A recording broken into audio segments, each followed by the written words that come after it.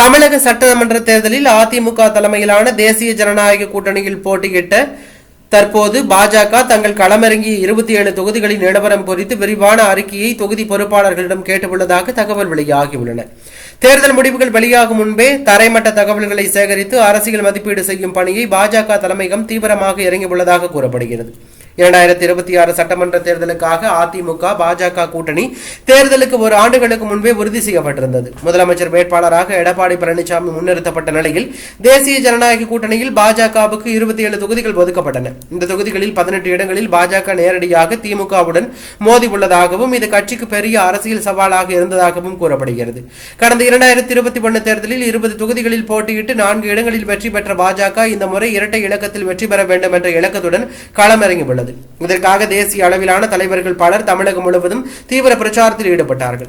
பிரதமர் நரேந்திர மோடி, மத்திய உள்துறை அமைச்சர் அமித்ஷா, பாதுகாப்புத்துறை அமைச்சர் ராஜ்நாத் சிங் உள்ளிட்டோர் கூட்டணிக்காக வாக்கு சேகரித்தார்கள்.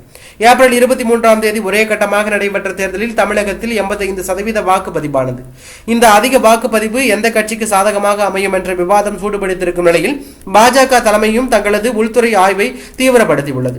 இதற்காக ஒவ்வொரு தொகுதியின் தேர்தல் பொறுப்பாளர்களிடமும் பல்வேறு அம்சங்கள் குறித்த விரிவான தகவல்கள் கேட்கப்பட்டுள்ளதாக கூறப்படுகிறது. குறிப்பாக இளைஞர்கள் மற்றும் பெண்கள் எந்த அளவில் பாஜக வேட்பாளர்களுக்கு ஆதரவாக இருந்தார்கள், வாக்குப்பதிவு அதிகரிக்க காரணமான அம்சங்கள் என்ன, கூட்டணி கட்சிகளின் ஒத்துழைப்பு எந்த அளவில் கிடைத்தது, தமிழக வெற்றி கழகத்தின் தாக்கம் என்பது குறித்து அறிக்கை கோரப்பட்டுள்ளதாக தகவல் வெளியாகியுள்ளன.